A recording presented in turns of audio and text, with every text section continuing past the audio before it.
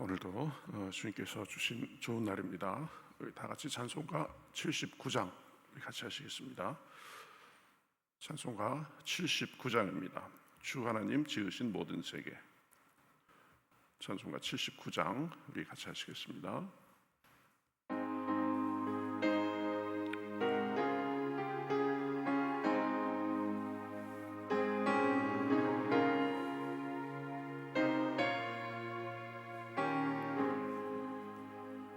주 하나님 지으신 모든 세계 내 마음속에 그리어볼 때 하늘의 별 울려 퍼지는 외성 주님의 권능 우주에 찾네. 주님의 높고 위대하심을 내 영혼이 찬양하네. 주님의 높고 위대하심을 내 영혼이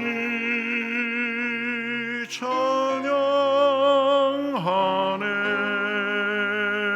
숲속이나 험한 산 골짜기에서 지저귀는 저 새소리들과 고요하게 흐르는 시냇물은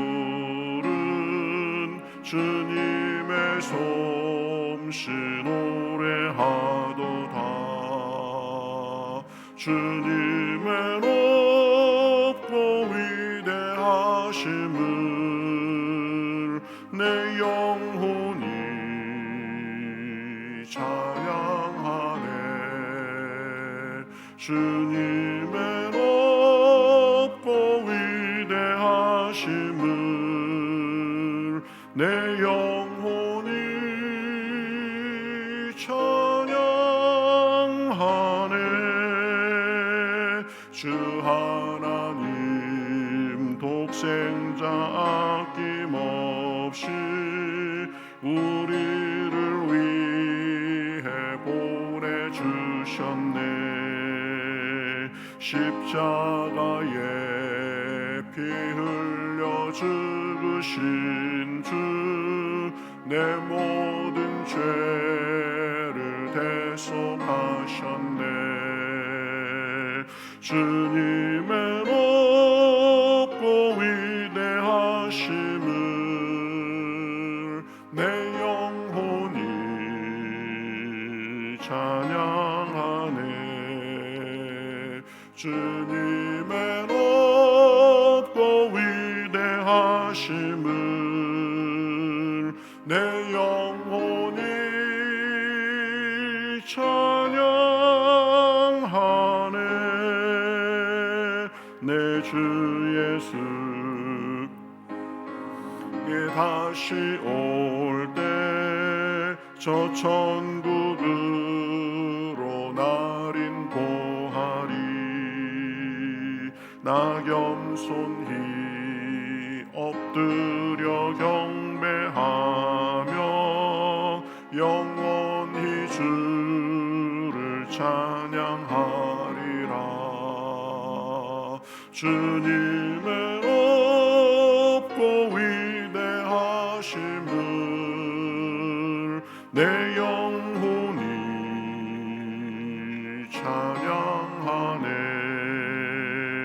주님의 높고 위대하심을 내 영혼이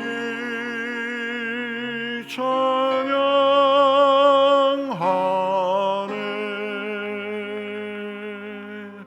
아멘. 자, 성경 말씀 잠언 30장 18절부터 보겠습니다. 잠언 30장 18절부터 33절까지 구약성경 945면에 있습니다.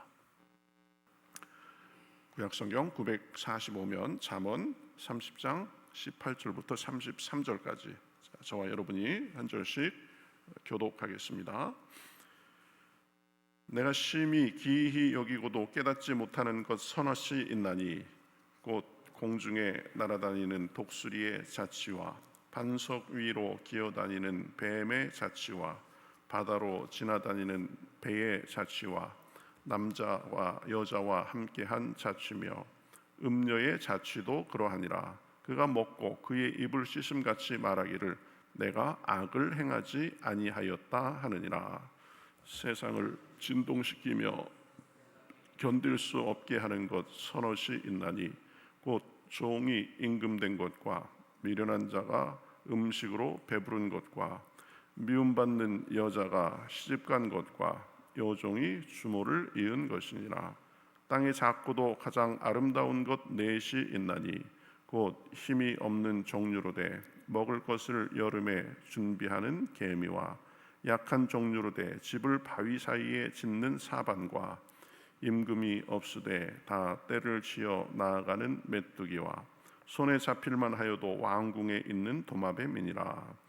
잘 걸으며 위풍 있게 다니는 것 서너시 있나니 곧 짐승 중에 가장 강하여 아무 짐승 앞에서도 물러가지 아니하는 사자와 사냥개와 숫염소와 및 당할 수 없는 왕이니라.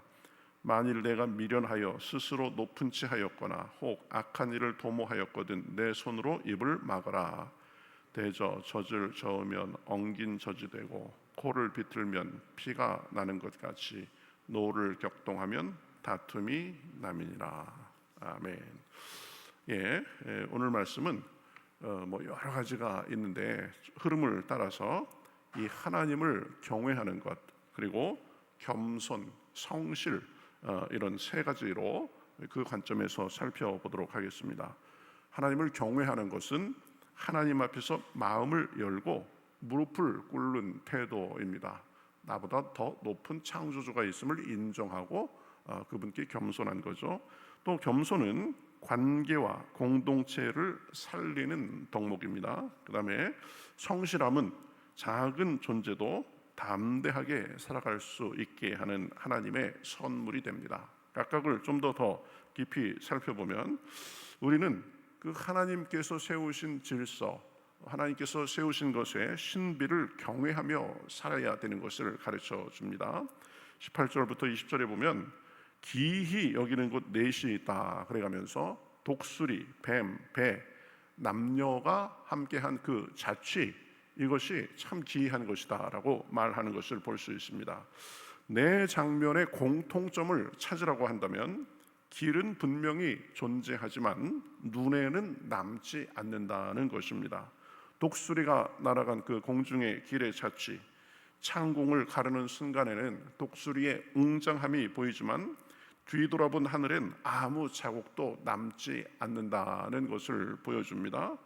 성경은 이 독수리를 종종 하나님의 구원과 보호의 상징으로 언급합니다. 그러니까 눈에 안 보이더라도 하나님의 날개가 우리를 덮고 있음을 나타내는 거죠. 뱀의 길은 이 뱀은 사라진 뒤에 이 흔적조차 없지만 그러나 그 순간에 뱀이 지나갔다라는 이동은 실제인 거죠. 우리 인생에서도 하나님의 인도하심이 침묵 속에 그저 스쳐가는 것처럼 느껴질 때가 있지만 하나님은 여전히 우리를 돌보신다라는 것을 생각할 수 있습니다. 배의 바닷길도 마찬가지입니다.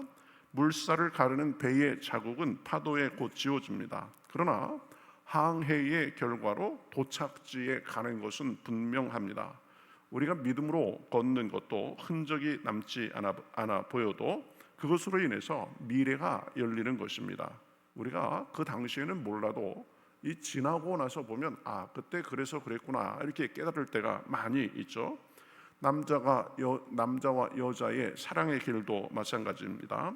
사랑이란 감정과 관계의 깊이는 논리로 다 이해할 수 없지만 그러나 언약 안에 유지될 때 그것이 거룩하게 남아 있는 거죠. 그래서 20절에 보면 음녀의 맹세를 경고하는 것을 볼 수 있습니다. 남녀 관계에 육체적 행위만 있다면 이는 하나님의 이 창조의 질서, 신비 이런 것을 더럽히는 것을 뜻합니다. 그러니까 이 내 어떤 자취, 그것의 신비는 하나님의 손길과 또 관계의 거룩함을 다시 우리에게 돌아보게 하면서 겸손히 하나님을 경외하지 않으면 적절한 이해도 설명도 불가능하다라는 것을 가르쳐 줍니다. 그러니 우리는 모든 일에 하나님의 섭리와 우리를 향한 손길을 겸손하게 인정하고 하나님을 경외하며 나아가야 됩니다. 우리 삶의 모든 것을 다 이해할 수 없습니다. 그러나 그 모든 것 속에서 하나님께서 우리를 세심하게 인도하고 계신다는 것을 우리가 알고 하나님에 대한 경외심을 갖고 살아야 되는 것입니다. 한 극지 탐험가가 북극권을 횡단하다가 영하 40도의 혹한 속에서 이제 오로라를 만나게 됐습니다. 그 아주 찬란하게 벌어지는 그 빛의 향연에서 사진을 찍으려고 했지만 카메라가 다 혹한으로 얼어버려 가지고 이 번번이 멈췄습니다. 그래서 그는 평소에 사진으로 그런 것들을 기록해 두는 기록광이었기 때문에 당황했습니다. 카메라가 말을 안 들으니까 이제 장비를 포기하고 무릎을 꿇고 이 하늘의 그 신비로운 현상에 대해서 경외심을 가지고 눈물을 흘렸습니다. 그래서 그 형형색색 그 빛의 향연이 20분 정도 이어졌는데 이제 그 빛이 막 사라질 때 찬송가가 자기 마음속에서 막 떠오르기 시작했습니다. 주 하나님 지은 세계 내 마음속에 그리워볼 때 그러면서 있는데 옆에 있던 동료가 사진 다 찍었어 물어봅니다. 그러니까 그는 내 영혼에 새겼다 이렇게 대답합니다. 그러면서 이제 그 탐험가는 나중에 자기가 쓴 탐험기에서 이렇게 고백했습니다.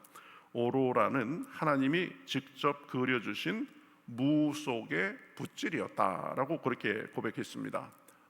이 자기 마음속에 그 신비로운 현상을 보면서 하나님에 대한 경외심으로 꽉 찼던 것을 그렇게 표현한 것입니다.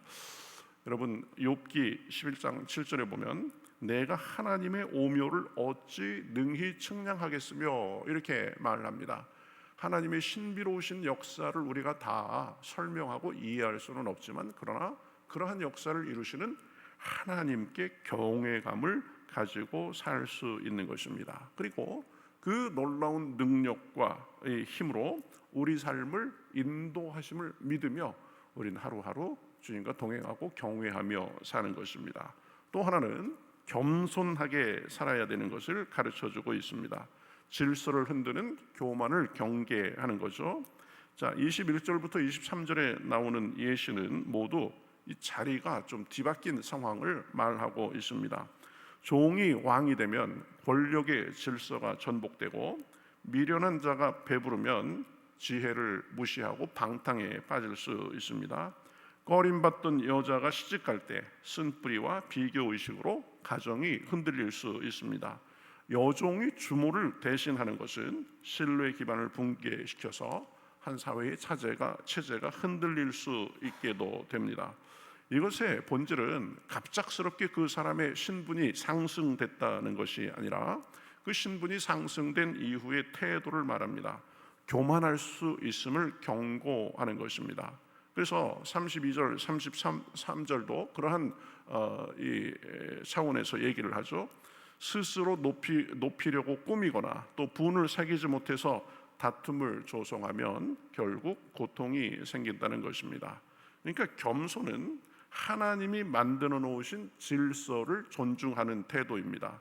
질서를 어기면 쌓은 탑은 곧 무너지게 되어 있습니다. 그래서 성경은 일관되게 자기를 낮추라, 하나님 앞에 겸손하라고 얘기하는 것입니다. 자기를 드러내고 자기 주장만 하고 이러면 결국은 그것이 자기에게 덕이 되지 않는다. 은행 직원 한 사람이 있었습니다. 그 사람은 아주 친화력이 아주 좋은 사람이었었고 또 성과를 잘 내서 빠른 기간 내에 한 지점장이 됐습니다. 그러니까 이 지점장이 되고 나서부터 이 사람은 이제 교만하기 시작했습니다. 그래서 나는 밑바닥부터 올라왔으니까 누구보다도 잘 안다. 그래가면서 회의 때마다 이 실적 저 실적 외치면서 직원들을 몰아쳤습니다. 그런 압박 속에서 한 직원이 실적을 낸 것처럼 하기 위해서 조작을 시도했고 감사팀에서 적발이 됐습니다. 그러나 그 지점장은 나는 그러한 일을 지시한 적이 없다라고 책임을 회피했지만 성과 지상 문화를 조성했다는 보고서가 올라오게 됐습니다. 그래서 본점은 이제 지점장을 교체하게 됐습니다. 지점장은 원치 않게 퇴직한 후에 인터뷰에서 이렇게 말했다고 합니다. 권위가 아닌 신뢰로 이끌어야 됐는데 내가 너무 교만해져 가지고 그런 실수를 했다라고 그렇게 인터뷰를 했다고 합니다. 교만이 공동체와 그리고 자기 자신을 무너뜨린 그런 결과를 낳은 것입니다. 잠언 16장 18절 교만은 패망의 선봉이요 거만한 마음은 넘어짐의 앞잡이다라고 얘기를 합니다. 내가 그래도 우쭐하게 되고 내가 이 정도면 내가 어느 정도인데 라고 생각이 들 때 그때 조심해야 됩니다. 작은 일의 성취로 인해서 내가 우쭐해질 때 이거 내가 넘어지려고 하는 징조구나 라고 생각하고 바짝 엎드려서 겸손할 수 있어야 됩니다. 교만은 패망의 선봉이요 거만한 마음은 넘어짐의 앞잡이다. 마태복음 23장 12절에 우리 주님께서도 말씀하셨죠. 누구든지 자기를 높이는 자는 낮아지고 자기를 낮추는 자는 높아지리라. 그러니까 언제나 우리는 하나님 앞에 나는 아무것도 아니다라고 생각하고 하나님 앞이나 사람들 앞에서 겸손하게 살아야 되는 것입니다. 이 C.S. 루이스는 그래서 이런 말을 했습니다. 겸손은 높이 올라갈수록 더 필요하다라고 했습니다. 뭐 낮을 때는 교만할 것도 없습니다. 그런데 내가 조금 나아 보이면 금방 교만해져서 실수할 수 있고 넘어질 수 있고 미끄러질 수 있다는 것을 늘 생각하며 살아야 됩니다. 세 번째로는 성실해야 됩니다. 성실이 이 작아도 지혜로 이기는 삶의 기초입니다. 자, 이제 땅의 작고도 가장 지혜로운 네 가지, 또 당당히 다니는 넷에 대해서 언급합니다. 24절 28절에 개미, 사반, 메뚜기, 도마뱀은 사이즈나 힘이 작지만 지혜롭게 살아가는 존재들을 상징합니다. 개미는 계절을 읽고 미리 저장하는 선견 지명을 가지고 있습니다. 부지런함이 곧 생존 전략이죠. 사반이 뭔가 했더니 바위 너구리라고 합니다. 너구리의 일종인데 육체는 연약하지만 바위 틈에 요새를 만들어서 안전을 확보합니다. 환경을 연구하고 부지런히 대책을 마련해서 약점을 상쇄하는 거죠. 메뚜기는 왕이나 우두머리가 없지만 질서정연한 대열로 이동해서 대륙을 뒤덮기도 합니다. 자율적이고 서로 자율적으로 하는 협력이 거대한 힘이 되는 거죠. 도마뱀은 손에 잡힐 만한 그런 연약한 존재이지만 궁궐에도 있습니다. 틈새를 활용해서 상상 못할 영역에 진입해서 삽니다. 다 지혜와 성실함을 나타냅니다. 또 29절부터 31절에 사자, 사냥개, 염소, 왕은 품위와 담대함으로 두려움 없이 행하는 것을 보여줍니다. 하나님은 성실한 지혜를 가진 사람에게 당당함을 선물로 주십니다. 여러분 기억해야 됩니다. 내가 보잘것 없어도 성실함이 최선의 수단입니다. 작은 일에 최선을 다하며 꾸준히 나아가면 그 사람이 높아지고 인정받게 돼 있는 것입니다. 잠언 6장 6절에서 8절에 게으른 자여 개미에게 가서 그가 하는 것을 보고 지혜를 얻으라 이렇게 말합니다. 작은 미물이지만 그러나 열심히 일해서 겨울을 준비하고 이 자기의 살림을 다 하는 이 존재죠. 성실은 작은 일을 위대하게 만드는 비밀 재료다라고 벤자민 프랭클린은 말했습니다. 작은 일에 최선을 다하면서 그러면 그것이 쌓여서 나의 삶이 되고 일생의 열매가 되는 것입니다. 오늘 말씀을 통해서 우리 하나님을 경외하며 사는 것, 겸손, 이 성실함에 대해서 우리가 생각했습니다. 오늘도 기도하면서 하나님의 섭리에 대해서 하나님의 솜씨에 대해서 경외하며 그저 나를 낮추고 겸손하게 하시고 작은 일이라고 거들떠보지도 않고 그러는 것이 아니라 작은 일에 성실함으로 우리 하나님의 큰 열매를 누리며 살게 하시옵소서. 기도할 때 하나님께서도 그러한 축복을 하나님께서 우리에게도 그러한 축복을 주시기를 우리 주님의 이름으로 축복합니다. 우리 같이 기도하겠습니다. 하나님 감사합니다. 우리가 살면서 우리 삶에 벌어지는 모든 일에 대해서 이해할 수 없지만 때로는 그 자취를 알 수 없는 일도 있지만 그러나 모든 것들 속에서 하나님이 섭리로 인도하고 계심을 우리가 믿고 하나님을 경외하며 살 수 있도록 도와주시옵소서. 교만은 패망의 선봉이라고 했습니다. 큰 자는 낮아져서 섬기는 자가 되어야 된다고 했습니다. 우리도 겸손하게 자신을 낮추고 하나님 앞에 겸손하게 살 수 있도록 주여 인도하여 주시옵소서. 큰 일 작은 일 가리지 않고 우리 앞에 주어진 일에 성실하게 대하며 살 때에 하나님께서 우리 삶을 기쁘게 보시고 우리 삶에도 주님이 주시는 열매가 풍성할 수 있도록 인도하여 주시옵소서. 오늘도 기도할 때에 성령의 충만함을 부어 주시옵시고 하나님과 동행하는 기쁨이 하루의 삶에도 넘쳐날 수 있도록 인도하여 주시옵소서. 감사하며 예수님의 이름으로 기도하옵나이다. 아멘.